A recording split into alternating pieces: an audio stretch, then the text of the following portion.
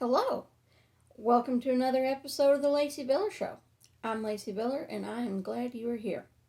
I'm also really excited because in this episode I'm going to break down a few of the more interesting fights from UFC 246, which is happening later on tonight in the T-Mobile Arena in Las Vegas. I made myself wait. I wanted to see the pre-fight press conference. I wanted to see the ceremonial weigh-in, and I'm really excited for this. I'm really excited for this card, but it's a weird one. So, of course, it's being headlined by Conor McGregor, who is returning after a layoff to fight Donald Cowboy Cerrone, and I find it's a bit of an odd card, UFC 246, because outside of Conor and Cowboy, there's really not much other star power on the card. You've got Holm and Raquel Pennington, who we'll talk about later on, and you do also have Anthony Pettis, who's fighting Carlos Diego Ferreira. We'll talk about that one later on as well. But other than that, there's not much star power. And I'm wondering whether there's some fascinating implications to that. We'll get to that later on. But I want to start by talking about a fight that I don't see nearly as much hype and build around as I feel like it deserves. I'm talking, of course, about Roxanne Modafferi and Maycee Barber. So, for those of you who maybe don't follow women's MMA, Roxanne Modafferi is a veteran of women's MMA. She's a number 7. She's ranked number 7 in the UFC's women's flyweight division. She's 37 years old, and she's fighting Maycee Barber, who is ranked number 9 at flyweight, so 2 below her.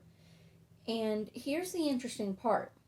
Maycee Barber, at 21 years old, is undefeated at 8-0. Roxanne, being a vet, it has a fight record of 23-16. Now, Roxanne, it's a bit of an interesting, one of the things that is often said about MMA and combat sports in general is that the older and more experienced fighters are fed to the young and coming up fighters. And Roxanne has faced questions about that with Maycee Barber because Maycee is a little savage. I mean, she just to tell you about where Maycee is at in her career. She's so young. She is undefeated at 8-0. Now, Maycee has fought 5 times since May of 2018, and every single one of them have come by TKO. I think she's going to give Roxanne some trouble. Now, Roxanne is no slouch. She recently fought Antonina Shevchenko. Now, if you recognize that last name, that's because Antonina is older sister of Valentina Shevchenko, who is currently the flyweight champion. Roxanne fought Antonina in April of 2019, and she won. Now, I'm going to lead by saying I love Roxanne. She's such a nerd, and I mean that with affection, because I am a nerd also. So here's if you want to know about Roxanne Modafferi and the kind of personality she has. So back when she fought Antonina in April, she fought that fight and she won. And afterward, Roxanne, who is a flyweight, so 135 pounds, she gets on the mic and they ask her whether or not she has any fighters she's targeting for her next fight. And this girl, Roxanne Modafferi, called out Cyborg. And I loved how she did it because they asked her, I think it was John Anik asked her, and she says, Cyborg. Just kidding. And it was funny because she's such a dork, and I love it because she savors it and she enjoys it. Her nickname is the Happy Warrior, and because she's often smiling, and you can tell she's a happy person. I like it. Now, Cyborg, for those who may not follow women's MMA or may have only may have only started following it recently. Cyborg in MMA, unless otherwise stated, when you say the term cyborg, you're almost always referring to Chris Cyborg, who was and still is, a bad ass. The fact that, Roxanne Modafferi, who, a stringy grappler, brown belt in jiu-jitsu, called out, big, hulking, tough-ass Cyborg. It was pretty funny. Especially because when she fought Antonina in April, they were in St. Petersburg, Russia, if memory serves. So even though she was working with a translator, when she said the word cyborg, the people in the crowd, they picked that up. So Roxanne's got that kind of personality. She's brown belt in jiu-jitsu. She's a vet. I believe she taught English at some point. She's a writer. She's written a book. She has sometimes contributed to pieces to BloodyElbow.com, which is one of the premier MMA websites. And I love it because she talks about the process of being a fighter, how it feels, the kind of things that you have to do, how you deal with loss. Roxanne's is a valuable perspective. That being said, I think it's hard for me not to see Maycee winning this fight. Maycee's tough. So here's the differential here. You've got the Ms. Badass Maycee Barber here, this young undefeated thing. She's amazing. But then you've got Roxanne, who she's not a bad striker at all by any means. But I see her primarily as a grappling fighter, more wrestling and jiu-jitsu. I think as far as picks, if this fight if they stay standing, I think Maycee's gonna get her. But if it goes to the ground, I think Roxanne could definitely use her jiu-jitsu. I think she's definitely got a chance. And, the thing about these wily vets, they've seen it all, done it all. You're probably not going to surprise them much. Roxanne, one of the reasons I like Roxanne so much is that she's a student. She really emphasizes the value of being a martial artist. And, she's such a nerd. She comes out to like the ceremonial weigh-ins with, hair from her favorite anime characters and, striking poses from that. And, you can tell that she deeply savors it, that she's a thinking woman. I think that that's badly needed in today's world, especially in MMA. I do think Maycee probably wins. It's hard for me not to see her winning, but if Roxy gets her down, I think it gets really interesting really quick. So I'm super excited to see this fight. Cannot wait. And I really think people should be talking about it more. And I think that this fight is getting looked over. So I really cannot wait. Um, Next fight I would like to talk about. So Anthony Pettis is fighting Carlos Diego Ferreira. Now, there's some fighters in the UFC and in MMA in general that, they're a bit odd. Anthony Pettis is one of these. He's had an odd trajectory. He's fought in like 3 different weight classes. He's got a somewhat of a misleading record, I would say. Um, he Here's what happened. So back in March 2015, Anthony Pettis fights RDA, Rafael dos Anjos, and he loses badly. And ever since then, Pettis has kind of gone back and forth. He's traded wins and losses. He fought Wonder Boy, Stephen Wonder Boy Thompson. He fought him in March. And of course, he ended up winning by KO. He hit him with got him with a modified Superman punch. But, I would need to go back and rewatch.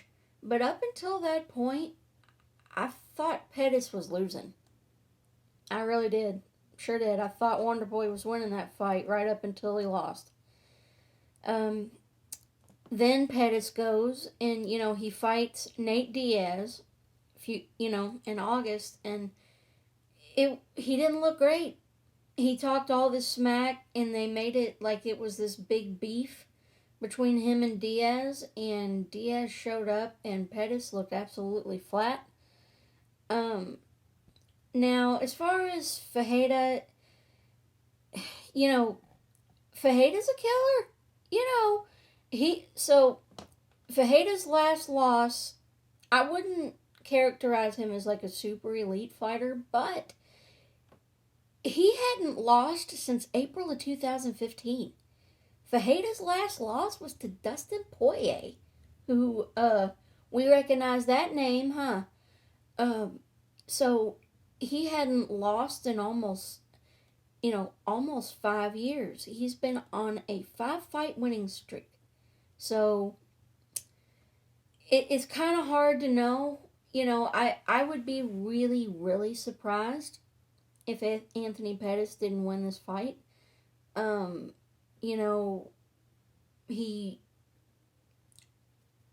Ferreira, except for Dustin Poirier and maybe 1 or 2 others, he hadn't really fought anybody at the super, super elite level, in my opinion.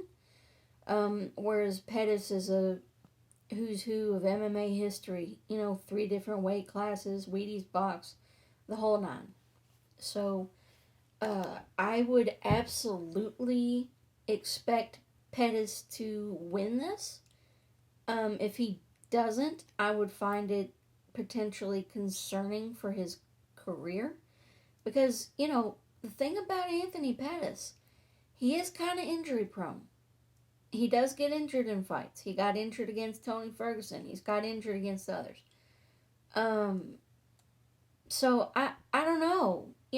Pettis, I think absolutely is a better fighter. And he's a tough nut to crack when he's on and healthy. But it's hard to, when you're on that kind of a momentum on a 5-fight winning streak, that's nothing to kid about. So I would be surprised if Pettis doesn't win, but that it should be interesting. Pretty excited about it. I'm taking Pettis, but I'm not as confident about it as I would like to be. Really, that RDA fight changed him. Ever since then, he's gone kind of back and forth. And, I haven't wanted to write him off exactly, because Anthony Pettis is the exact kind of fighter that the UFC needs right now. One of the things about the deal with UFC and ESPN, I'm going to get into a little bit more detail about this later on, but for all of the good things about the ESPN production changes since, UFC made the deal with them, I find some of it a bit cookie cutter. I have trouble with that kind of prefabricated cookie cutter Xerox sameness. Anthony Pettis is not that. His nickname is Showtime. Anthony Showtime Pettis. And if you know his name, it's probably because of the Showtime kick, which was when he was in another promotion years ago. He was fighting Benson Henderson one time, and he kicked him he kicked off the cage. He jumped up, ran onto the cage, and ran and kicked Benson Henderson right in the frickin' face. They use it on every single promo they can for Anthony Pettis, and I do not blame him, because if it was me, I would make them put that shit on my driver's license. I mean, it was, seriously, it was impressive. And so, Anthony Pettis always does try, he's an exciting fighter when he shows up and when he's healthy. When he's really committed, he's really hard to beat. I think the UFC badly needs fighters like him. Fighters with intensity, fighters with realness that are so diverse, because he's so well-rounded. He's got Duke Rufus of, the legendary, Duke Rufus. His brother was Rick Rufus, the kickboxing champion. He's so well-rounded, but if he loses to Ferreira, I mean, unless Ferreira looks really, really good and Pettis is sick or something, I think it would be concerning for Pettis to lose to him. But this is MMA, so, anything can happen. And Anthony Pettis is the type of fighter that things often do happen. So I'm really excited for that fight. I cannot wait. So next up is Holm and Raquel Pennington. So I want to start with Holly. So Holly is also another vet of women's MMA. Most people know Holly Holm because Holly Holm was the first person to beat Ronda Rousey. Kicked her in the head in November 2015. And I think if people are new to MMA today, it's kind of hard to understand what it was like when Ronda Rousey was reigning supreme over her division. The game, I would say that part of the reason that the game eclipsed her is part of her. Everybody else kind of had to get better to try to take her on. And get better, they did. It's hard to overstate how surreal it was when Holly, Ronda ran through so many competitors. She tossed them, and, for a long time, she always won by armbar. It was kind of a meme, Rousey by armbar. But, then, she's got a heavy judo background, big fan of wrestling. Of course, she did later leave the UFC, to participate with the WWE. So, Holly Holm, she's a legend. She's a legend. But since that night, she beat Ronda, but since November 2015, Holly has also traded some wins and losses. Her last fight was, so back in July, she lost to Amanda Nunes. Amanda got her, but Amanda gets absolutely everybody. Hadn't won since June of 2018 when she fought Megan Anderson. Now, Raquel Pennington, I gotta be honest, first of all, and say that I've never been a big fan of Raquel Pennington. I don't think she's a great fighter. No disrespect to her personally. I hope good things for her, but I would argue that Raquel Pennington is kind of a good example of what it means to be highly ranked in a division, but not necessarily a great fighter, per se. You know, right now, Raquel Pennington is ranked number 5 in their division, the bantamweight division, whereas Holly Holm is number 3. Now, Raquel, she fought Irene Aldana in July, and she won. There was a bit of concern about how Raquel was going to do because, Raquel fought Amanda Nunes, and, Amanda, I mean, she really owned her. I mean, there's no other way to say it. It wasn't even close. Amanda Nunes blew Raquel Pennington right off the gauge. Like, it wasn't even close. I think one of the things about MMA that I'm not a fan of is that corners do not throw in the towel enough to protect their fighters, and they send fighters out in conditions that, in my opinion, they shouldn't. And, when she fought Amanda Nunes in the corner at the end of the 4th round, she said, she told her corner she was done. And her corner, sent her back out there, and she lost. And she took damage, in my opinion, and many others. She took damage that she didn't need to. And I really wish and hope that in the future the MMA culture changes on that, because it needs to. It absolutely needs to. Think back to, you want to know a good example. I would say, earlier we were talking about Anthony Pettis, and Anthony Pettis does get injured in fights. Now, Duke Roufus, his head coach, Duke Roufus is a man that will throw in the towel. He will call a fight if he knows that his fighter is injured and can't really continue. A good example of this would be when he fought Tony Ferguson. Duke Roufus was the one to call that fight.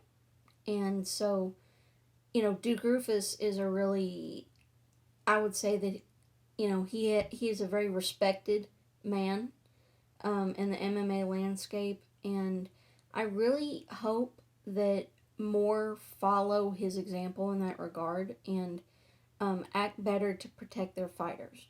Because if not, then it ends up in the situation that Raquel Pennington was in. Her next fight. People were wondering, because Amanda got her pretty good. And people, how do you come back after a loss like that? Not only a loss, but a bad one. One that a lot of people thought should have been stopped, far sooner. How, every fighter is different. And so it wasn't clear how she was going to do. The end result is, so you've got Raquel and you've got Holly. And, both of these women really need a win. I would be really, really shocked if Holly doesn't get it. Holly, in my opinion, is a much better fighter. She has really only lost. She has traded wins and losses, but she's another one that, what people need to understand about records and historical fighters, and especially in women's MMA, records are often misleading. you can, like, women's MMA is a great example. For a long time, I don't follow women's MMA as much as I do men's. For a long time, I felt like because there were fewer people that were doing women's MMA, their technique wasn't as good. It was, a lot of win by 13 seconds, that kind of thing. It's not necessarily that way anymore, but, that landscape changed so fast that these fighters' records are kind of a testimonial to what it was like when, everybody was kind of coming up together, and, the sport, every time they went out to compete, the sport was a little bit different because it was evolving so fast. A lifetime of winning and learning and losing and gaining, and,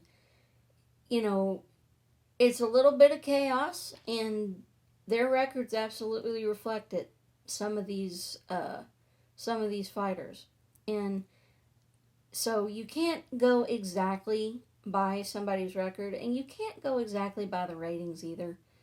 I don't put a great amount of stock in the ratings personally, or the rankings.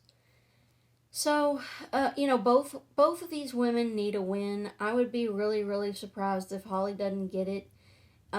If Holly does not win against Raquel, I would also take it as kind of a concerning sign for her career, because she really should win this fight. I would be shocked, kind of, if she doesn't. So, that takes us to our main event, which is, of course, Conor McGregor versus Donald Cowboy Cerrone. So, I'm going to start by talking about...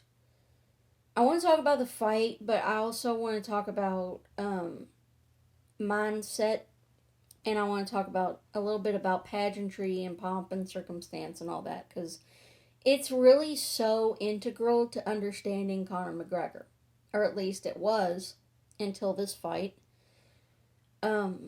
So, as a bit of background, this fight's a little bit weird for a few different reasons.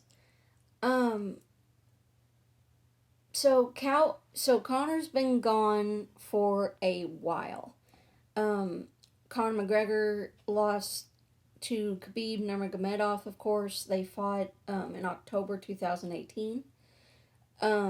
He hadn't won an MMA fight since November 2016, when he fought Eddie Alvarez in what was probably his best performance. Honestly, I guess we'll see where he goes, but in hindsight, I kind of wonder whether maybe he shouldn't have won those 2 belts that night and then retired. I mean, really. Maybe he wouldn't have won quite so much money, but I think it probably would have been a lot better for his reputation. Because in the intervening years, of course, there was the whole boxing match with Floyd Mayweather, and, Conor McGregor has always had kind of this, a boisterous, in-your-face persona when it comes to fighting and fighting promotion. He is acting, he's acting completely differently. And if I was a Conor McGregor fan, I really wouldn't know what to think about it. So, let's start with this pre-fight press conference. So, Conor has traditionally been such an, that whole, he's very aggressive, boisterous, confident, over the top. During the Khabib, I was really wondering how this press conference was going to go. For a lot of reasons, I watched the Khabib pre-fight press conference live, and, that was kind of awful. It was very dark. It ends with Conor McGregor standing on stage shouting at, shouting into the crowd about it. It wasn't good. And, Conor has had a number of legal problems in and out of, in and out of the cage. He's had some, there was the incident prior to fighting Khabib where he threw the dolly at the bus. There are allegations of rape. He took this guy's phone and smashed it. He punched a guy inside a pub. It's really been it's a lot. And I think it's hard to know what to make of his new persona and his tenor. In the pre-fight press conference, it was a zoo. It was an absolute zoo. It was a bizarre thing. So you've got a cowboy. He comes out. He's dressed in all black, head to toe. He's, got his traditional cowboy hat on. And I don't know whether it was just a coincidence or the way it was staged or what, but the angle of the light, the way that it hit the bill of Cowboy's hat during the press conference, his face was bathed in shadow for most of the time when he was sitting and answering questions. And it made for very interesting, I thought it made for a very interesting contrast. Very interesting visuals. I will say that, it was very, very interesting. But, the press conference was a frickin' zoo. Part of the problem is that you've got the MMA media, and I use that term loosely because the MMA media really, in my opinion, most of them do not deserve the term media. There's far too much cronyism, buddy, refusal to ask correct follow-up questions, letting off the hook way too easy, and it's done intentionally, because so much of MMA journalism is access-based. You got to get a quote from somebody, and to get a quote, you kind of got to get them to talk to you, usually. And so, you've got a mix of people in this crowd. You've got, MMA media, some of them more serious than others, and then you've got, like, random fans, and then you have people like Ocho Cinco. Yeah, the football player, Chad Ochocinco. At the end of the press conference, or at the end of this conference, he gets on the mic and, he asks this question about if I were to, before I bet all this money, for McGregor and Cowboy, who should I bet on? And it was the thing. It kind of drives me nuts because the UFC in doing this, they've hooked up with this big media provider, a gigantic deal with ESPN, and we'll talk more about that in a future episode because we're almost at the 1 year mark of the UFC deal with ESPN, and I have questions for you about your experience. But, the whole press conference, it was very odd. You're devaluing the Dana White and the rest of the, UFC establishment in choosing to have these things be, media, some of which are legit and some are not, and mixed in with random fans, and then people like Ocho Cinco, who I absolutely believe was planted there to try to be, an influencer and to bring notoriety and to bring eyeballs to this. I've been noticing Dana White personally using more and more of that tactic. If you want to, here's a tip for you: sociology 101. If you're in a crowd, or if you're about to address a crowd, or you need the crowd to behave in a certain way, having a plant in the audience that you can essentially throw to and will say the things that you need and you want, that is a great way to manipulate crowds. And I absolutely think that's what happened in this press conference. The whole thing looked, in my opinion, a little bit shady. And that's not even counting the fact that when Conor was asked seriously for the first time by a member of the media about the rape allegations, he was booed and he was chastised. And that does not surprise me. MMA is not exactly an enlightened landscape.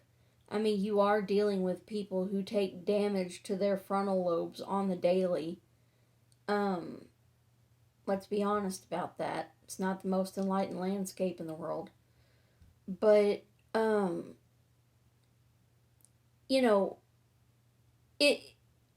it's hard not to see it as kind of a microcosm of what's happening with the rest of the media. In that, the media's role is to obtain information and to ask questions. The media's role, journalism, the role of a journalist is not to hype fights. And when you have these people, some of which are MMA personalities, others are straight up journalists, you've got this cloudy landscape anyway.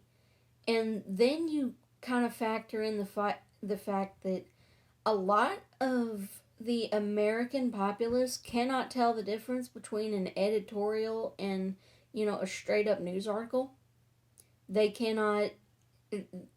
do not understand the role of the media, the role of journalism, the difference between being a media personality and a journalist, the stricter standards that true journalists are held to, and why, just anybody can't call themselves a journalist. You gotta go to school for that.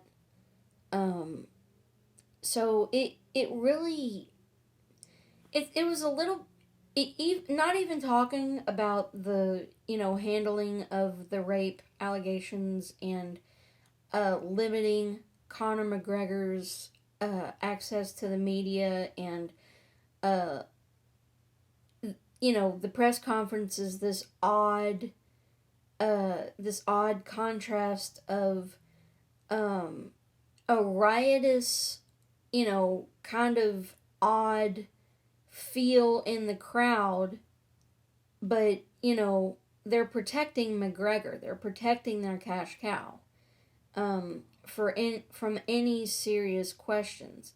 And that is absolutely unacceptable, but it is not surprising. So you kind of always knew that it was going to be a bit of a zoo anyway. Now, let's talk about these two fighters for a moment. So we talked about McGregor. He hadn't fought in over a year. Now, he last fought in October 2018. Since then, Donald has fought 5 different times. Donald is one of the longest tenured and most active fighters on the UFC's roster. In 2019, Cowboy fought 5 times. Now, Cowboy's another one. He's a great example of a guy that's got misleading records. He fought Tony Ferguson in June. he blew his nose between rounds, and, some air went into the space beneath his eyeball, and the fight had to be called off. So that counted as a loss, even though he would have been fine if he hadn't blown his nose. And then, he also fought Justin Gaethje in September, and of course he lost there as well. So, he's another one. You can't really go by his win and loss record. Now, Cowboy is 36 years old, so he is 5 years older than Conor McGregor, who just turned 31 a few months ago. So before we get to, the actual fight, I want to talk a little bit about Conor and what it means to come back, he from a loss, what it's like to see him back after the last few years that he's had. His energy is very different than any time we've ever seen him. Now, with the Khabib fight, I think anybody who was paying attention knew that he was almost certainly going to lose. Although, it was certainly not a foregone conclusion. I think, that was the thing about, Khabib. He's such a feared wrestler, also undefeated, savage. Conor's energy during that was an ugly, ugly thing. Going back to, the whole altercation between, him and Khabib, and throwing the dolly at the bus, and all the crap with Artem Lobov and Dylan Dennis, and it's a lot. Throw in all the legal problems. Throw in, getting his Proper 12 whiskey brand off the ground. Throw in having a kid. And I think actually now he has more than one. His energy in, the lead up to this fight has been very appreciably different. And I'm really not sure I think that that's a good thing. In fact, I think it's probably not. Yeah, I would be concerned if I was a Conor McGregor fan. I've noticed in his movement and the way he interacts with people and the way that he looks around, the way he talks, he's eager. You can tell he's eager and excited to get back, but it feels like the wrong kind of eager. It's not quite desperate, but and maybe it's being off his mark after having been gone so relatively long, but it's not quite desperation, but it definitely feels like the wrong kind of eager to me. It really does, and it's hard to know what to make of it. Could it be that everything that has happened in the last few years, starting his whiskey brand, getting his ass beat by Khabib, everything that has happened, could it be that he genuinely has learned and changed and grown? I mean, he is only 31 years old. That's still very, very young. People do have the capability to learn and change and grow. But I have to say, when I see, when you're going into an actual fight and you see, I'm always concerned when I see a fighter do or behave differently than they have before. Like, recently Frankie Edgar fought the Korean Zombie. I knew Frankie Edgar was going to lose that fight the moment I saw that he showed up with different hair. Seriously. I knew that he was almost certainly going to get creamed. Especially because the fight was in the Korean Zombie's backyard and it was a short notice deal. I knew anytime you change the variables that got you such success, once you change from those, you really kind of have to wonder whether or not success can be achieved. And we're not going to know that until later on tonight. Because when I see, going back to the pre-fight press conference, during that whole press conference, it was very odd. A lot of the questions that were received from the audience were frankly crap. And so, you see Cowboy and Conor, interacting with each other, and that was an interesting question, how this was going to go, because, the prevailing wisdom, this fight was supposed to happen last year and it didn't, and Conor and Cowboy have had a little bit of smoke in the past. They've bantered back and forth at one another. And so the prevailing wisdom among many people has been that if Conor can get into Cowboy's head, then Cowboy is toast. Because Cowboy's, he's very much a laconic, laid-back kind of guy, which is odd given that he basically spends his out-of-the-cage time doing as much death-defying stuff as possible. So this press conference was really there was a lot of build up to this because people wanted to see how are these two going to be with one another. And it was a lot of joking and clapping and laughing and complimenting each other back and forth. And I have to say, it was really jarring.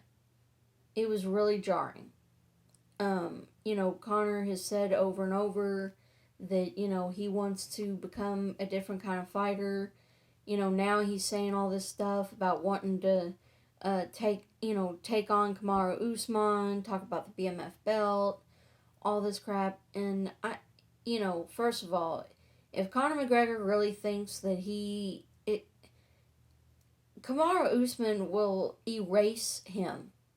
You hear me? It ain't a thing. Kamaru Usman, no. Conor needs to rethink that. But he's saying all this stuff, and I'm hearing, he has always liked and, in my opinion, needed to interact with the media to kind of build himself up. But I would be really concerned if I was a Conor McGregor fan, because there's an element of aggression that has been almost entirely non-existent from this whole process for Conor. And when I really haven't seen any until, there was one, strong statement / joke from Conor at the pre-fight press conference that, about what he was going to do to Cowboy. Before, he built his entire career doing that, insults and, look at what he did to Jose Aldo. Jose Aldo was one of the best fighters in the world, and he absolutely shattered down to the subatomic level under Conor McGregor's, he wilted isn't the word. It was remarkable. He broke him. Absolutely. But when he stepped into the ring against Conor, he absolutely wilted under Conor McGregor's warfare. And that's what Conor does traditionally. He's used it as a tool. Basically his whole time in the UFC, and, maybe farther back than that. So I really have to wonder, is it a newfound sense of maturity? Or is it someone that, is rich and has a whiskey brand and has a kid and all this and has lost his edge?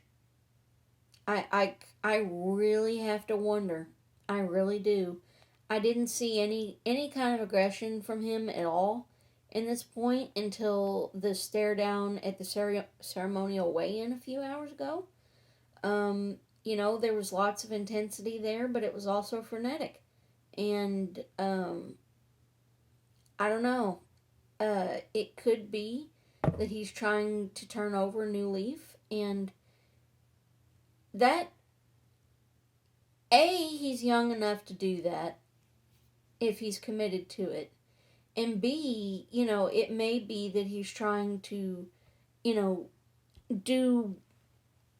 do what he does in the UFC in a more healthy way, mentally and emotionally. But I would, here's the thing. Okay, let's be honest for a second. You can do all that smiling and hee and ha and complimenting on outfits and, being charming and all of this stuff. But, I'm a big Stephen King fan, and in my opinion, all of his best stuff to date was written while he was drinking. I'm sorry. When he stopped drinking, his work became different. And in my opinion, a lot of it, not quite as good. Now, obviously, I'm a huge fan of his. I'm, not denigrating him at all. I love him to death. And I'm certainly not advocating, that you shouldn't need that. But I really have to wonder how motivated a rich man, a well-fed man, can be motivated to, get up and do this again when, if he focuses on his whiskey, he would never have to work a day in his life again in the cage. It could be that, he is healthier, and we'll see. But it's really kind of hard for me not to think that it might be a concerning sign. But he is only 31 years old. He's been away for a while. You have to be allowed to evolve and to be who you are and to show your new you. I'm really skeptical that this is the new Conor. I'm really wondering how this is going to last. And how this is going to work for him. Because I think we're probably going to know very quickly. Now, Cowboy, I was watching Cowboy pretty closely because, on one of the recent UFC Embedded episodes, he was seen to be limping around a little bit. So I was watching both the pre-fight press conference and the ceremonial weigh-in. He was asked about it. He said he, kicked a pad or a bag wrong or something, and that he was fine. And honestly, fighters get small injuries all the time, so, I'm sure it's not like it's hadn't happened to him before. I was watching for it at both of these ceremonies, and I didn't notice it at either one of them. Now, I will say that at the ceremonial weigh-in, the way that he walked in when he came on stage, I think that if you walk that way, if you were good at it, you might be able to conceal a limp or at least make it look like you're walking that way on purpose. Pat Conroy had this great line in, I want to say it's the Great Santini. It may be the Lords of Discipline. I forget. But he has this line about athletes and the way that they walk. And, it's half conserving energy, half perpetually injured. It's kind of what it made me think about. So, the fight itself. And a pick. I think this fight is going to be a lot closer than people think it is. And at this moment, I think Cowboy is absolute. I gotta take Cowboy. I do. Few reasons. They're doing this fight at 170. I'm not happy about that. I think it's crap that they can do this fight at 170 and it has 150. It has, title implications at 155. I think that's a load of horse crap. But the fight being at 170 does change things. Because at 170, that left hand of Conor's doesn't have quite as much pop in it. And, cardio has been noted to be an issue with Conor McGregor. Generally, if you can get past round 2, you're going to be just fine with him. I think being at 170 cannot help his conditioning. Think about it like this.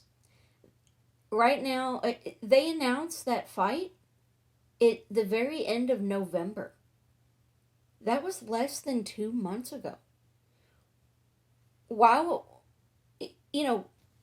when conditioning has been known to be such a problem with him, with less than 2 full months' notice, how much time could he have really had to prepare to do the kind of work that, the long-term work that you really need to increase your cardio? You need more of a runway than not even 2 months.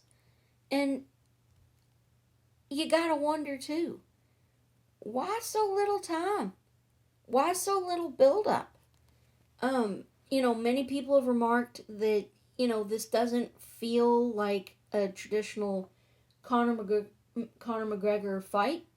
And I absolutely agree. I think that there's a bunch of reasons for that, namely his legal problems. It's not only selling a fight, he's doing a lot of image rehabilitation. And I really have to wonder, the fight, this card, except for Conor and Cowboy, it's light on star power. You've got Conor, you've got Cowboy, you've got a few recognizable names, but except for Conor and Cowboy, this is a fight night card. It's certainly not a pay-per-view. They're really relying on Conor and Cowboy, particularly Conor, to be the draw for this fight. And you gotta wonder why. I think I might have an explanation. And we're gonna close on this. I think it might be part of how the UFC product is different since entering into the deal with ESPN. We're going to get into more detail on this in a later episode, but part of the UFC signing this deal with ESPN, they've got so many fight cards that they need to fill, and they basically have to fill people in wherever they can. And this card feels like it. It feels thrown together. And so, when ESPN, optimized the UFC's content for, to be more in keeping with ESPN standards, they basically kind of standardized and flattened everything. Conor looked a little out of place in that landscape, and more than a little flat. And I think it's interesting to see how that goes going forward. But in the meantime, I'm super excited for these fights tonight. I'm going to go ahead and conclude this episode. Thank you for tuning in to another episode of the Lacey Biller Show. And I will talk to you before too long. Thank you. Why did I just say thank you, y'all? Goodness. Thank you all for listening to another episode of the Lacey Biller Show. Have a great day.